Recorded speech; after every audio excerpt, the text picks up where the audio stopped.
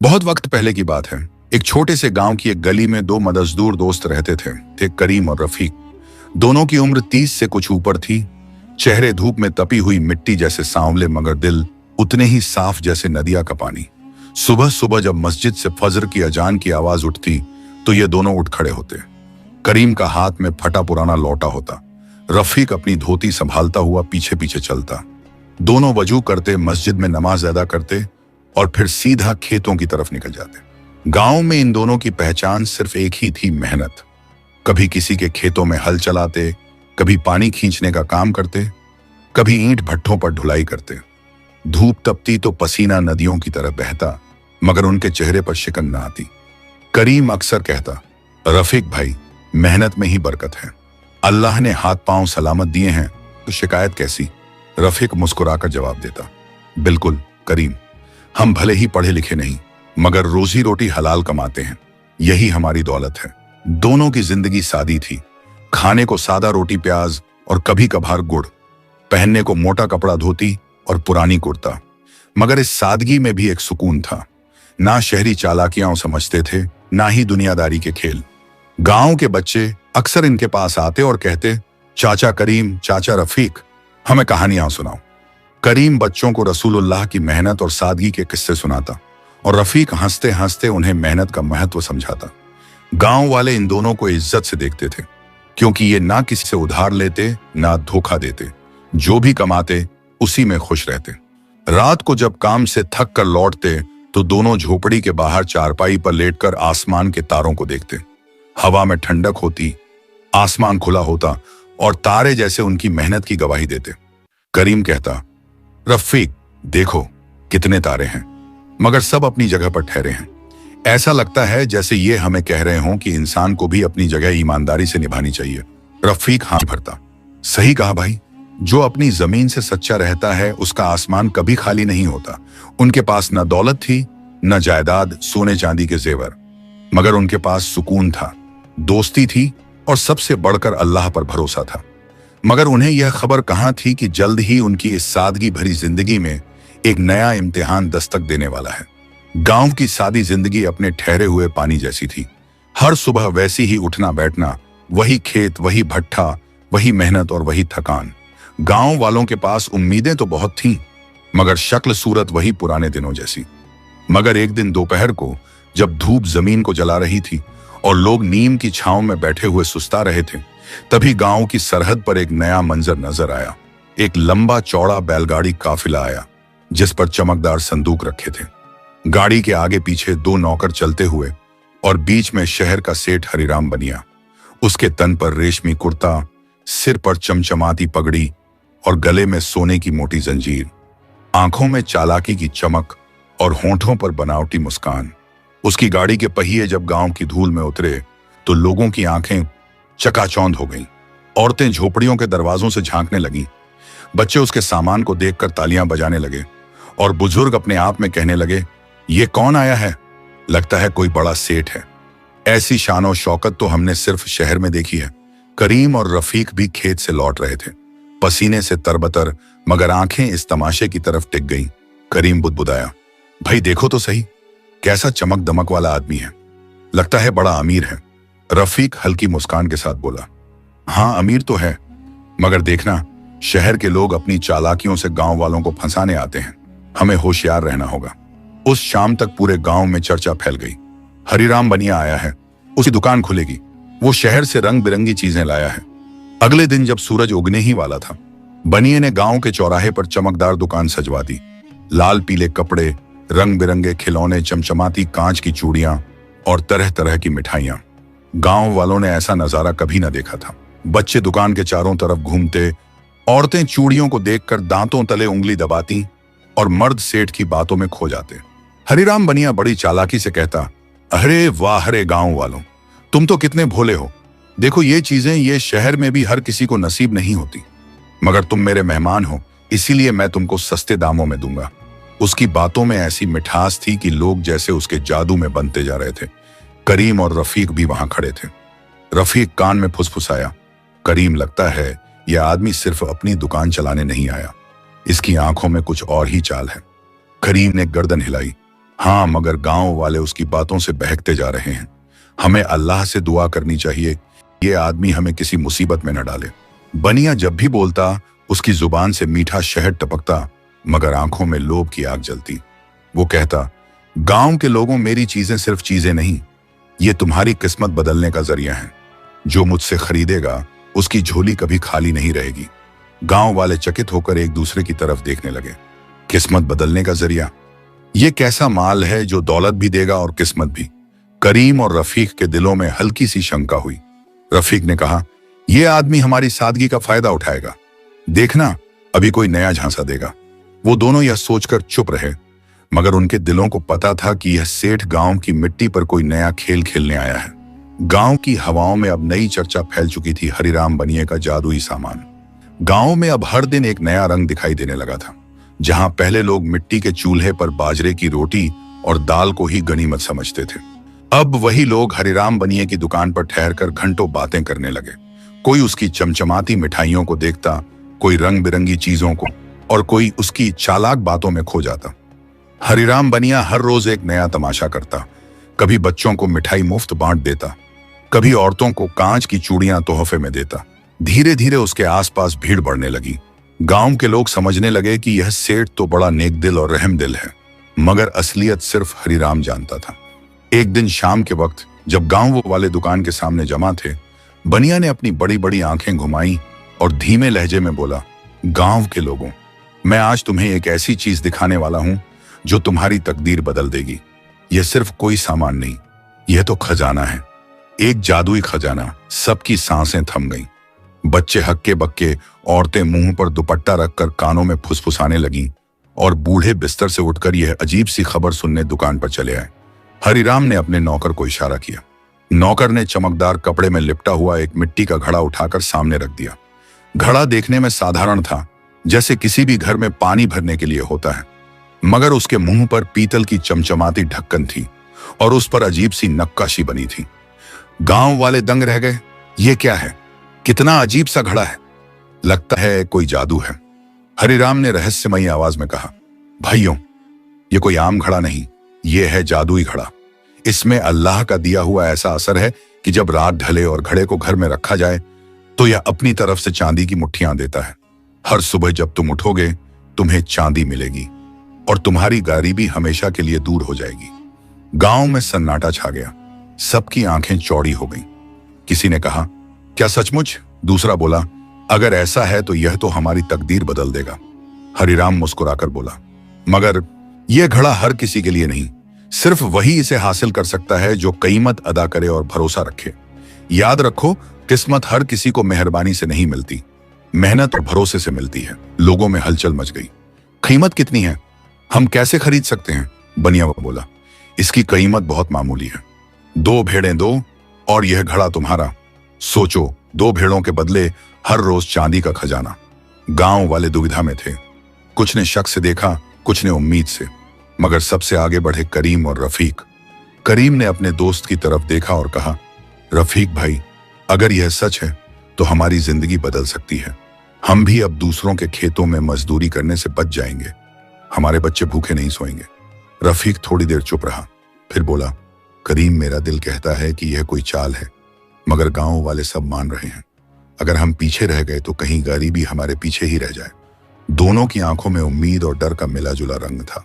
आखिरकार उन्होंने मिलकर फैसला कर लिया। अगले ही दिन करीम और रफीक ने अपनी दोनों भेड़ें बेच दी। उनकी भेड़ें ही उनकी सबसे बड़ी दौलत थीं, दूध देती, बच्चों का पेट पालती, मगर जादुई घड़े के लालच ने उन्हें मजबूर कर दिया। उन्होंने भेड़ों के पैसे हरिराम को दिए और घड़ा ले लिया।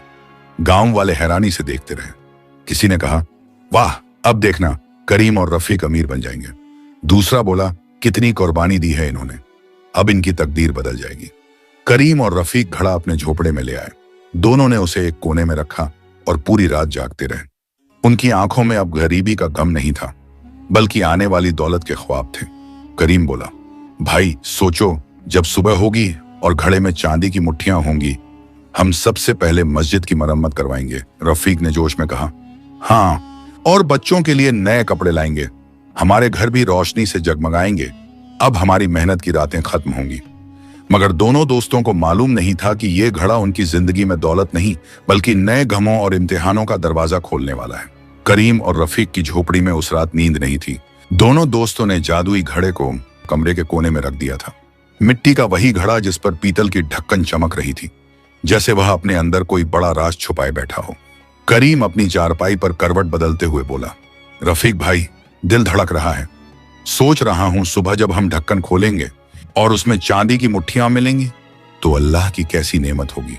रफीक ने आहिस्ता से जवाब दिया, हाँ करीम, कलंदरों के किस्सों में सुना था कि खजाने अचानक मिल जाते हैं। शायद यह भी हमारी तकदीर का लिखा हो। रात गुजरती रही। दोनों की आंखों में नींद का नाम तक न था।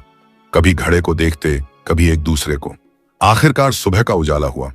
मस्जिद से फज्र की अजान की आवाज आई। दोनों ने वजू किया, नमाज पढ़ी और फिर दौड़कर घड़े के पास पहुंचे। करीम ने उत्साह में ढक्कन उठाया, मगर घड़ा खाली। अंदर सिर्फ मिट्टी की गंध और कुछ नहीं। करीम की आंखें फैल गईं। रफीक ने अपने हाथ डालकर टटोलना शुरू किया, मगर सच वही था, घड़े में एक दाना तक न था। दोनों दोस्तों के चेहरे उतर गए।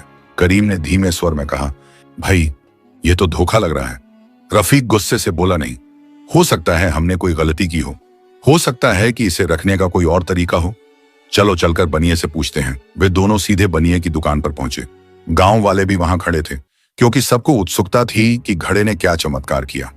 करीम ने कांपती आवाज में पूछा, सेठ जी, आपने कहा था कि यह घड़ा चांदी देगा, मगर सुबह जब हमने देखा तो वह खाली था।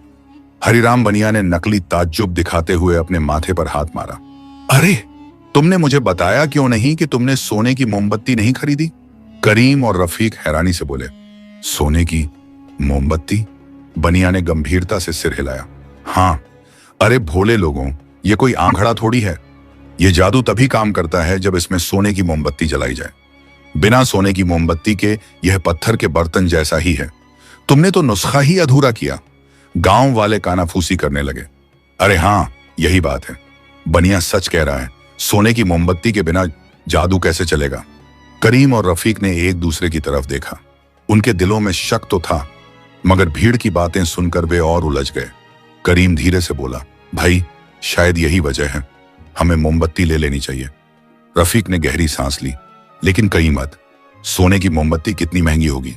हरिराम बनिया ने अपना झूठा आह भरा और बोला, अरे इतनी भी नहीं, बस तुम्हारा गधा दे दो और सोने की मोमबत्ती तुम्हारी। सोचो गधा कितने दिन काम देगा, मगर यह घड़ा पूरी जिंदगी दौलत देगा। करीम और रफीक हताश थे। भेड़ें वे पहले ही बेच चुके थे और अब उनके पास गधा ही बचा था। वही गधा जो उनके बोझ ढोता, लकड़ियां ढोकर बाजार पहुंचाता और उनकी कमाई का सहारा था। रफीक ने भारी दिल से कहा, करीम, अगर हमने गधा दे दिया और फिर भी कुछ न हुआ तो? करीम ने जवाब दिया, भाई कभी कभी दौलत पाने के लिए कुर्बानी देनी पड़ती है। शायद यह हमारी आखिरी कोशिश हो। दोनों ने आपस में मशविरा किया और आखिरकार अपना गधा भी बेच दिया। उसकी लगाम जब किसी और के हाथ में गई तो दोनों के दिल रो पड़े, मगर उम्मीद ने उन्हें संभाल लिया। बनिए ने मोमबत्ती थमा दी, चमचमाती सोने की मोमबत्ती जिस पर जालीदार काम था। करीम और रफीक उस मोमबत्ती को घड़े के साथ अपनी झोपड़ी में ले आए। रात होते ही उन्होंने घड़े के सामने मोमबत्ती जलाई और दोनों की आंखें आसमान की तरफ थीं। करीम फुसफुसाया, अब की बार इंशाअल्लाह घड़ा चांदी जरूर देगा। रफीक ने कांपती आवाज में कहा, हाँ भाई, वरना हम तो बिल्कुल खाली हो जाएंगे। मोमबत्ती जलती रही, धुआं उठता रहा और दोनों दोस्त आंखें मूंदे दौलत के सपने देखते रहे। मगर उन्हें यह मालूम नहीं था कि यह मोमबत्ती उनकी उम्मीदें जलाने के लिए थी, दौलत देने के लिए नहीं। करीम और रफीक की झोपड़ी उस रात रोशनी से भरी हुई थी। कोने में जादुई घड़ा रखा था और उसके सामने जल रही थी वही सोने की मोमबत्ती। मोमबत्ती की लौ कभी ऊंची उठती, कभी धीमी पड़ती और दोनों दोस्तों की आंखें उस पर टिकी रहती। करीम ने हाथ जोड़कर दुआ की, या अल्लाह, आज हमारी किस्मत बदल दे। हमने सब कुछ तेरे भरोसे छोड़ दिया है।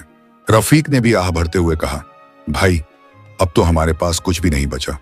भेड़ें चली गईं, गधा चला गया। अगर आज भी कुछ न हुआ तो हम बिल्कुल खाली हो जाएंगे। दोनों पूरी रात जागते रहे। मोमबत्ती बुझी, धुआं छौंटा और आसमान पर सुबह की पहली किरणें उभरी।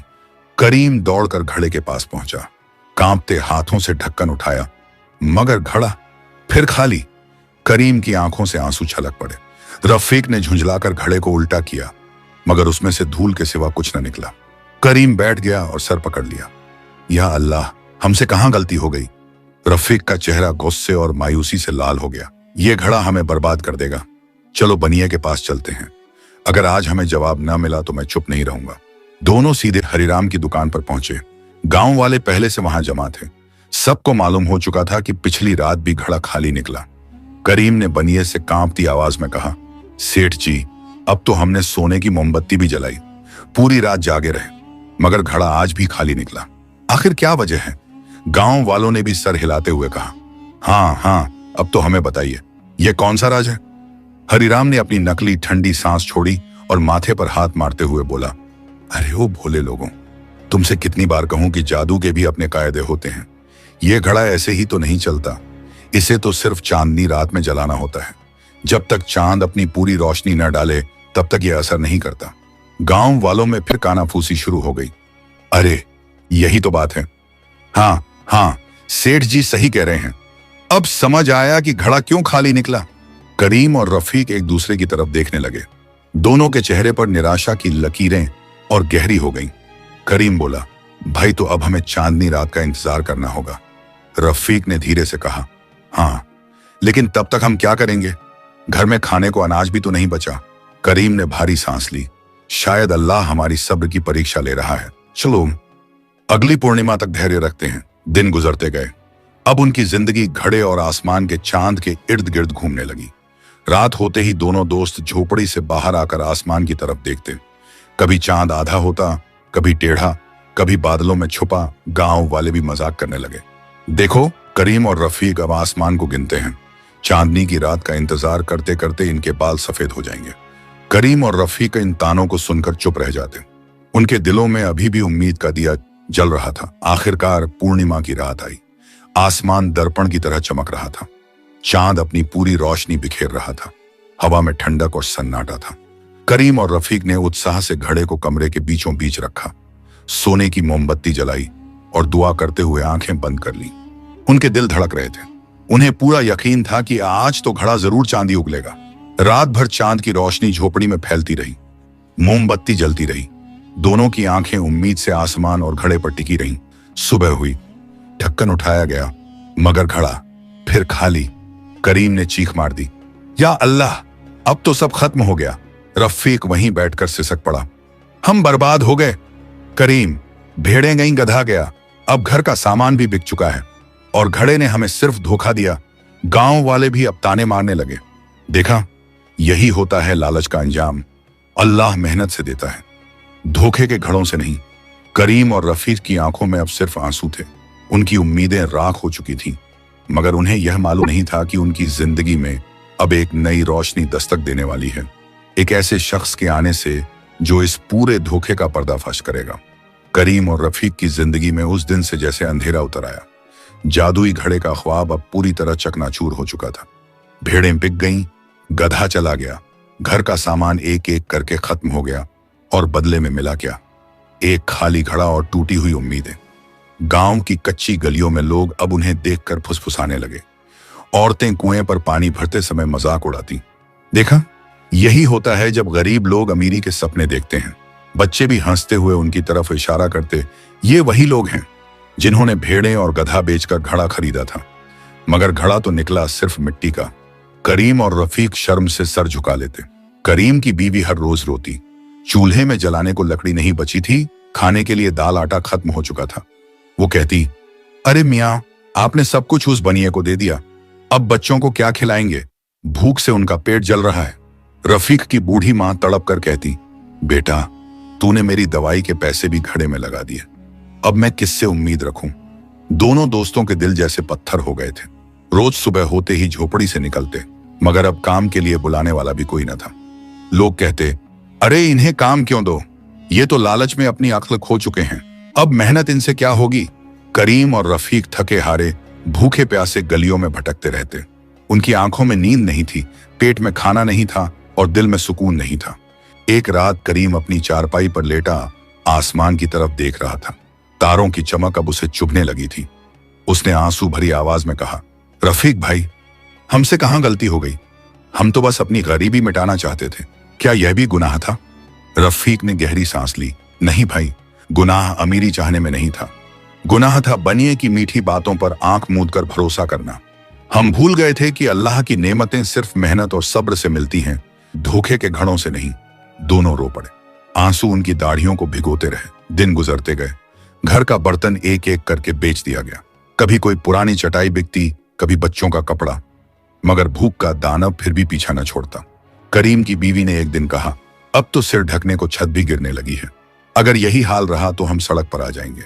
रफीक की मां बिस्तर पर पड़ी कराहती, बेटा अब तो मेरी आंखें तरस गई हैं रोटी के टुकड़े को, तुझसे कहती हूं जा कहीं मजदूरी कर ले, मगर उस घड़े का ख्वाब छोड़ दे। दोनों दोस्तों के लिए यह दिन किसी मौत से कम न थे। गांव वाले जब चौराहे पर बैठते तो उनके बारे में बातें करते, इन बेचारों का तो सब कुछ लुट गया, बनिए ने इन्हें अच्छे से मूर्ख बनाया, मगर कसूर तो इनका भी है। लालच में फंस गए। करीम और रफीक अब किसी से नजरें नहीं मिलाते थे। उनकी पीठ झुक गई थी, चेहरे पर भूख की लकीरें गहरी हो गई थीं और आंखों में मायूसी का साया था। एक दिन दोनों चुपचाप गांव के बाहर पुराने बट वृक्ष के नीचे बैठ गए। वहां हवा ठंडी थी, मगर उनके दिलों में आग लगी हुई थी। करीम ने रोते रोते कहा, भाई अब तो लगता है जिंदगी ही खत्म हो जाएगी।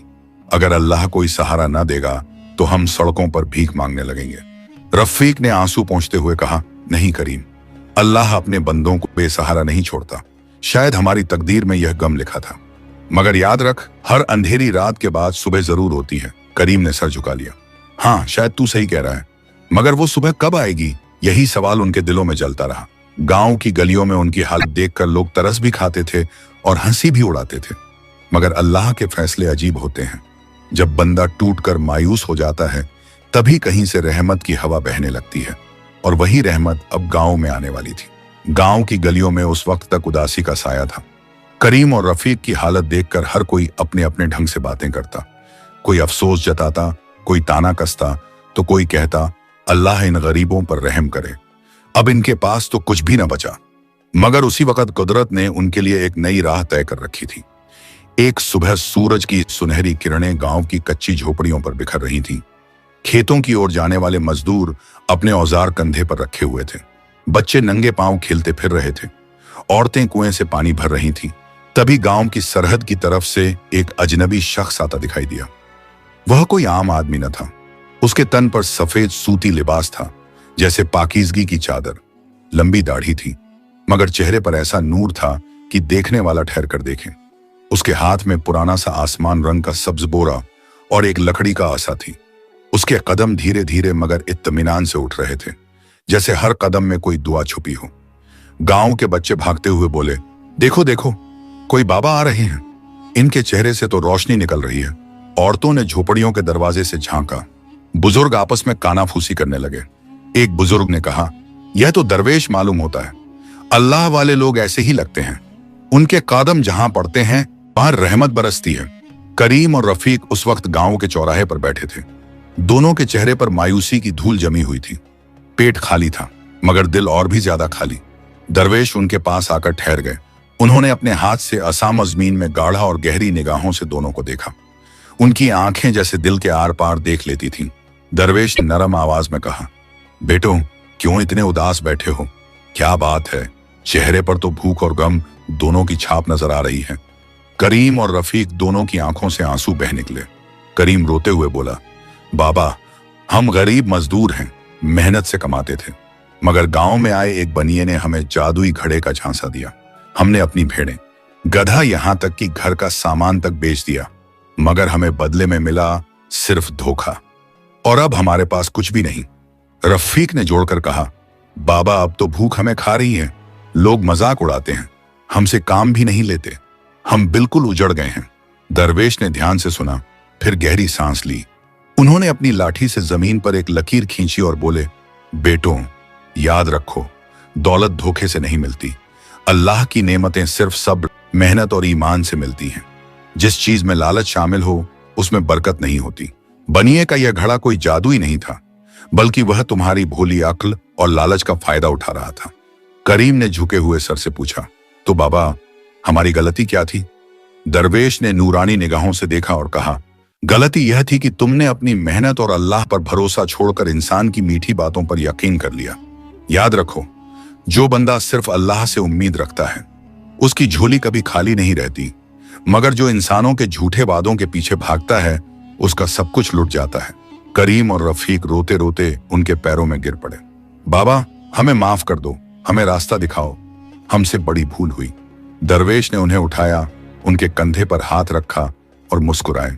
बेटो, मायूस मत हो, अल्लाह रहम करने वाला है। अगर तुम तौबा कर लो, मेहनत की राह पकड़ लो तो यकीन मानो तुम्हारी किस्मत फिर से जाग उठेगी। मगर अब धोखे और चालाकियों में मत फंसना, यह दुनिया लालच से भरी है। दरवेश की बातें सुनकर आसपास के लोग भी जमा हो गए। सब कान लगाकर उनकी बातें सुनते रहे।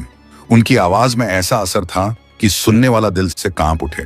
एक औरत बोली, बाबा, आप बिल्कुल सही कह रहे हैं, यह बनिया तो गांव की सादगी का फायदा उठा रहा है। एक बुजुर्ग बोला, अब तो बनिए का सच सामने लाना होगा। दरवेश ने हाथ उठाकर कहा, हाँ, यही वक्त है कि पूरे गांव को जागरूक किया जाए। बनिया सिर्फ करीम और रफीक को ही नहीं बल्कि तुम सबको धोखा देना चाहता है। अगर आज उसे न रोका गया तो कल पूरा गांव बर्बाद हो जाएगा। गांव वाले आपस में गुस्से से बातें करने लगे। करीम और रफीक के दिलों में अब पहली बार गम की जगह सुकून उतरने लगा। उन्हें लगा कि अल्लाह ने वाकई रहमत भेजी है। करीम ने आंसुओं के बीच मुस्कुराकर कहा, भाई रफीक, देख, अल्लाह ने हमें बेसहारा नहीं छोड़ा। जब सब दरवाजे बंद हो गए तब यह बाबा हमारे पास आए। रफीक ने हामी भरी, हाँ भाई, अब हमें इस बनिए का सच सबके सामने लाना होगा और यह काम दरवेश बाबा की रहनुमाई में ही होगा। दरवेश ने आसमान की तरफ हाथ उठाए और दुआ की, या अल्लाह, इन गरीब बंदों पर रहमत कर, इनकी गलतियों को माफ कर और इन्हें हक की राह दिखा। गांव वालों की आंखें नम हो गईं। सबने मिलकर तय किया कि अब बनिए के खिलाफ पंचायत बुलाई जाएगी। सुबह होते ही पंचायत बुलाई गई और फिर पंचायत में हरिराम को भी बुलाया गया। सरपंच ने सख्त आवाज में पूछा, हरिराम, क्या यह सब सच है? क्या तूने गांव वालों को धोखा दिया? हरिराम पसीना पोंछते हुए बोला, नहीं, यह झूठ बोल रहे हैं। मैंने तो बस शहर की चीजें बेची।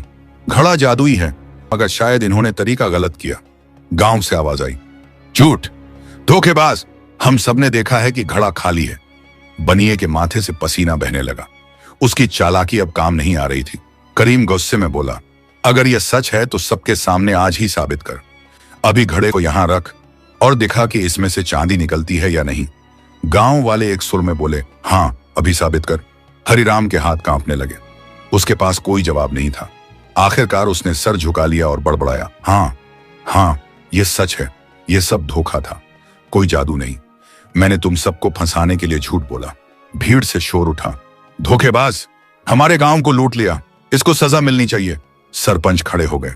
उनकी आवाज में गुस्सा और इंसाफ दोनों थे। हरिराम बनिया, तूने हमारे भोले लोगों को धोखा दिया। तूने इन मजदूर बेटों का सब कुछ लूट लिया। अब पंचायत का फैसला सुन। तू इनका नुकसान पूरा करेगा। भेड़ें लौटाएगा, गधा लौटाएगा और जितने पैसे लिए हैं वह सब वापस करेगा, वरना गांव से निकाल दिया जाएगा। गांव वालों ने तालियां बजाकर फैसले का समर्थन किया। हरिराम मजबूर हो गया। उसने झोली से पैसे निकाले, 2 भेड़ें और एक ऊंट वापस दिया और हारा हुआ सा बैठ गया। करीम और रफीक की आंखों से आंसू बहने लगे, मगर ये आंसू गम के नहीं, राहत और शुक्र के आंसू थे। दरवेश बाबा ने हाथ उठाकर कहा, गांव वालों, सबक ले लो। धोखा जब भी आए वह पहले मीठी बातें करता है, मगर अल्लाह का दिया हुआ असली खजाना सिर्फ मेहनत और सब्र में। अब अगर कोई बनिया या चालबाज तुम्हें झांसा दे तो उसे पहचान लेना। गांव वाले एक साथ बोले, हाँ बाबा, अब हम कभी धोखे में नहीं आएंगे। करीम और रफीक ने बाबा के हाथ चूमे और रोते हुए कहा, आप हमारे लिए अल्लाह की रहमत बनकर आए। अगर आप ना आते तो हम हमेशा के लिए बर्बाद हो जाते। बाबा मुस्कुराए और बोले, नहीं बेटों, यह अल्लाह की मर्जी थी, मैं तो सिर्फ एक जरिया हूं।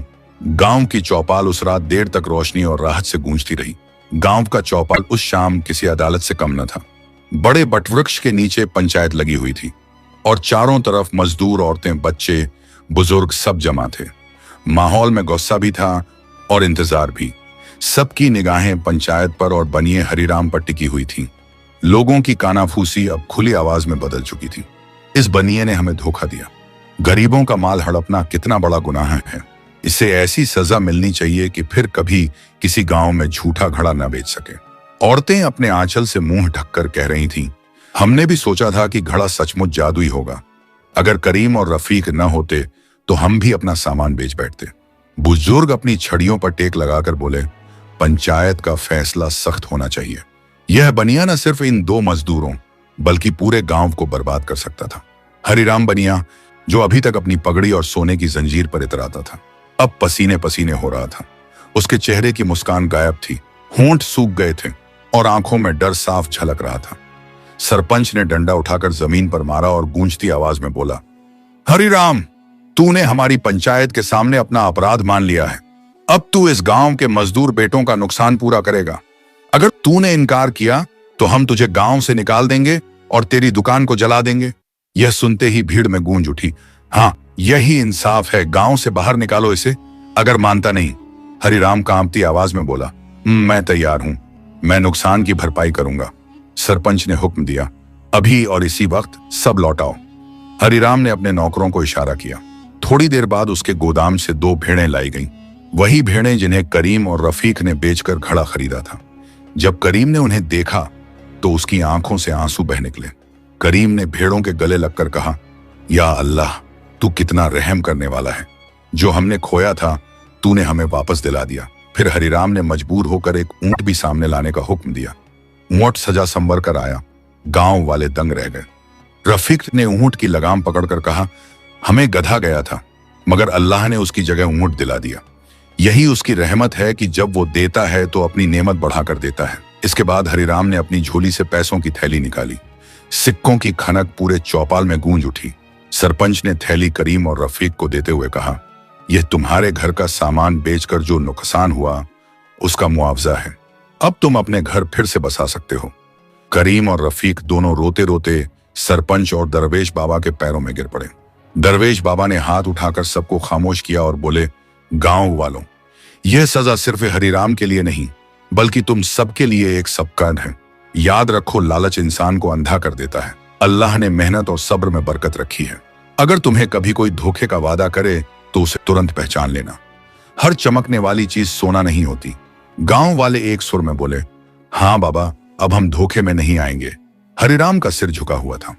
अब उसकी पगड़ी का कोई रुतबा न था, उसकी सोने की जंजीर में कोई चमक न थी। बच्चे भी हंसकर उस पर मिट्टी फेंक रहे थे। औरतें उसे तिरस्कार भरी निगाह से देख रही थीं। एक बुजुर्ग ने कहा, यह है इंसाफ का नजारा। जिसने गरीबों को रुलाया आज वो खुद रो रहा है। हरिराम ने पंचायत से गुजारिश की, मुझे माफ कर दो, मैं कसम खाता हूं कि अब कभी धोखा नहीं दूंगा। सरपंच ने सख्त लहजे में कहा, तेरी सजा तुझे मिल चुकी। अब अगर तूने दोबारा किसी गरीब को तंग किया तो तुझे गांव से हमेशा के लिए निकाल दिया जाएगा। करीम और रफीक ने गांव वालों के सामने हाथ उठाकर कहा, हम अल्लाह के शुक्रगुजार हैं कि उसने हमें फिर से इज्जत बख्शी। अगर दरवेश बाबा ना आते तो हम हमेशा के लिए बर्बाद हो जाते। गांव वालों ने भी दोनों को गले लगाया और कहा, तुम्हारी सादगी और मेहनत ही तुम्हारी सबसे बड़ी दौलत है। अब तुम अपने पैरों पर खड़े हो जाओ। दरवेश बाबा मुस्कुराए और बोले, देखो बेटों, गम और खुशी, नुकसान और फायदा सब अल्लाह की तरफ से है। इंसान की असली दौलत उसका ईमान और सब्र है। जिसने इन्हें खो दिया उसने सब खो दिया। गांव की चौपाल उस रात तक लोगों की दुआओं और शुक्र के आवाजों से गूंजती रही। गांव के बड़े बटवृक्ष के नीचे जो पंचायत हुई थी उसका असर पूरे गांव पर छा गया। बनिए की चालाकी खुल चुकी थी और करीम व रफीक को उनका नुकसान लौटाया जा चुका था। मगर असल नेमत यह थी कि उनके दिल अब पहले से ज्यादा मजबूत और आंखें ज्यादा जागरूक हो गई थीं। अगली सुबह जब सूरज गांव की झोपड़ियों पर सुनहरी किरणें डाल रहा था, करीम और रफीक दोनों खेत की पगडंडी पर चल रहे थे। दोनों की चाल में एक अजीब सी ताकत थी, जैसे किसी ने उनकी पीठ पर हिम्मत का हाथ रख दिया हो। करीम बोला, रफीक भाई, अल्लाह ने हमें कितना बड़ा सबकत दिया है। हमने जो कुछ खोया वो वापस मिल गया, मगर अब हमें इस नेमत की कदर करनी होगी। अब हम कभी किसी चालाकी के पीछे न भागेंगे। रफीक ने हामी भरते हुए कहा, हाँ भाई, अब की बार हमें सिर्फ मेहनत करनी है। मेहनत ही सबसे बड़ा जादू है।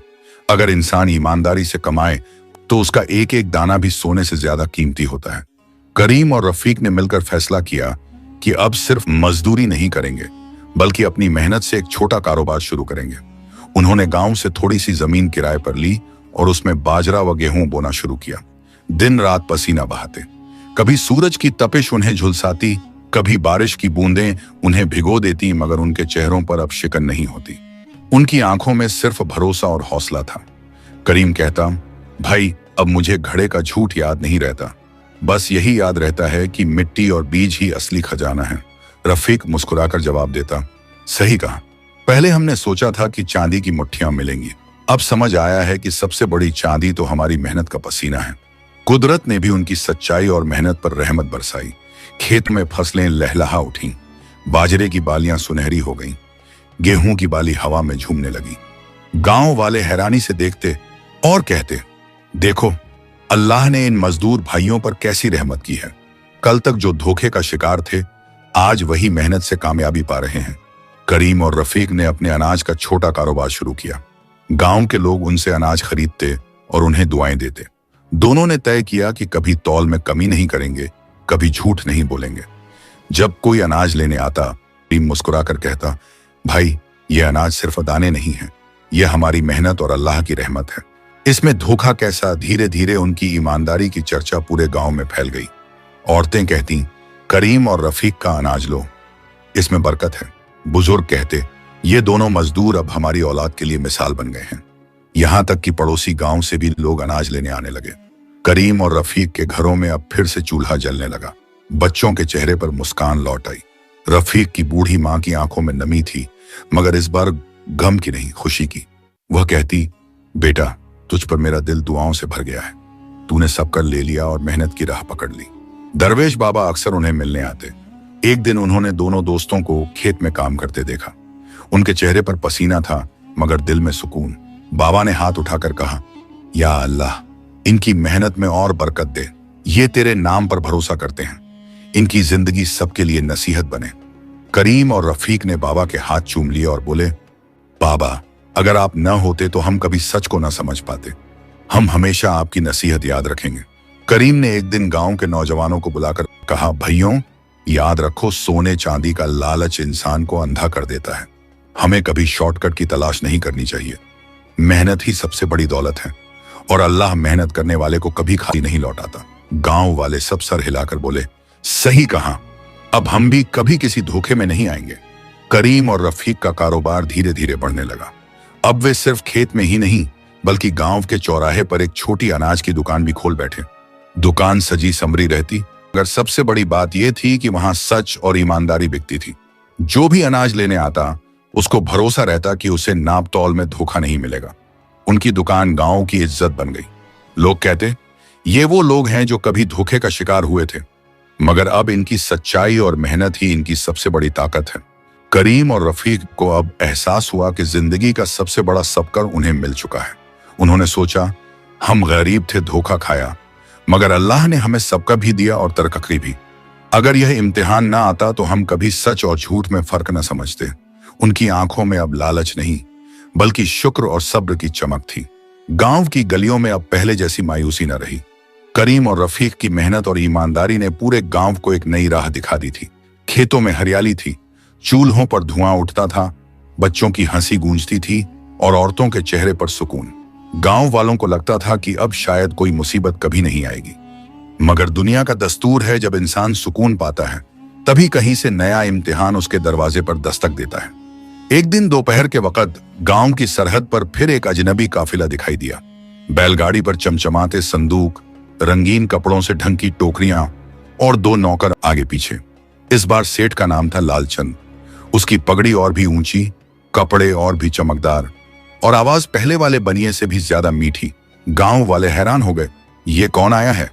लगता है कोई नया सेठ है। लालचंद ने गांव के चौराहे पर दुकान सजाई। खिलौने, चूड़ियां, मिठाइयां और बीचों बीच चमचमाता कपड़े में लिपटा एक मिट्टी का घड़ा। गांव वाले फिर वही तमाशा देखने उमड़ पड़े। लालचंद ने ऊंची आवाज में ऐलान किया, गांव वालों देखो यह घड़ा, यह कोई साधारण घड़ा नहीं, यह है जादुई घड़ा। इसमें से हर रात चांदी की मुट्ठियां निकलती हैं। जो इसे लेगा उसकी किस्मत बदल जाएगी। गांव वाले एक दूसरे को हैरानी से देखने लगे। कुछ तो फुसफुसाने लगे, यह तो वही बात है जो पहले बनिया कहता था, मगर इस घड़े की चमक तो और भी ज्यादा है। भीड़ में हलचल होने लगी। कोई खरीदने को सोच रहा था, कोई शक कर रहा। तभी आगे बढ़े करीम और रफीक। दोनों अब वही मजदूर न थे जिन्हें धोखा खाकर लोग मजाक उड़ाते थे। अब उनके चेहरे पर ईमानदारी की चमक और मेहनत की इज्जत थी। करीम जोर से हंस पड़ा और बोला, गांव वालों ध्यान से सुनो, यह घड़ा चांदी का नहीं बल्कि धोखे का घड़ा है। रफीक ने भीड़ की तरफ इशारा करके कहा, हाँ भाइयों, यही झांसा पहले हरिराम ने हमें दिया था। हमने अपनी भेड़ें बेची, गधा बेचा, घर का सामान तक बेच दिया, मगर हमें मिला सिर्फ खाली घड़ा। याद है, उसी धोखे का अंजाम तुम सबने अपनी आंखों से देखा था। गांव वाले ठहर कर सुनने लगे। करीम ने आगे कहा, अल्लाह की कसम, यह सब झूठ है। न यह घड़ा चांदी देता है, न सोना। यह सिर्फ हमारी भोली अक्ल और लालच को लूटने का जरिया है। याद रखो, मेहनत की कमाई ही असली दौलत है, झूठे घड़ों की नहीं। गांव वाले ठहाके मारकर हंसने लगे। हा हा हा, फिर वही धोखा। अब हम पहले जैसे भोले नहीं रहे। ये नया बनिया हमें नहीं फंसा सकता। औरतों ने ताली बजाकर कहा, हमने दरवेश बाबा से सब कर ले लिया है। अब किसी झूठे घड़े के पीछे अपना घर नहीं उजाड़ेंगे। बच्चे भी चिल्लाकर बोले, धोखे का घड़ा, धोखे का घड़ा। लालचंद का चेहरा उतर गया, उसकी आवाज कांपने लगी। नहीं, यह घड़ा सचमुच जादुई है। मैं झूठ नहीं बोल रहा।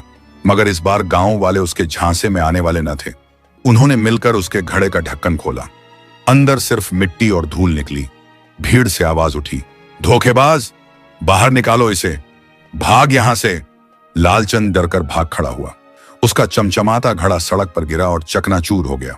गांव वाले तालियां बजाते हुए बोले, अब हमें कोई धोखा नहीं दे सकता। हम मेहनत करेंगे और अल्लाह पर भरोसा रखेंगे। करीम और रफीक की आंखों में आंसू थे, मगर यह आंसू खुशी और शुक्र के थे। करीम ने हाथ उठाकर कहा, या अल्लाह, तूने हमें अंधेरे से निकालकर रोशनी दिखाई। तूने हमें सब कर दिया कि धोखा एक बार खाया जा सकता है, मगर बार बार नहीं। रफीक ने गांव वालों से कहा, भाइयों, याद रखो, मेहनत और ईमान ही हमारी असली ताकत है। यही हमें अमीर बनाते हैं, यही हमें इज्जत देते हैं। जादुई घड़ों का धोखा अब कभी हमारे गांव में जगह नहीं पाएगा। गांव में नारे लगे, मेहनत जिंदाबाद, धोखा मुर्दाबाद। उस दिन से गांव की पहचान बदल गई। वहां अब कोई बनिया धोखा देने की हिम्मत नहीं करता। और करीम व रफीक की कहानी मिसाल बन गई कि लालच इंसान को बर्बाद करता है, मगर मेहनत और सब्र उसे इज्जत और तरक्की तक पहुंचाते हैं।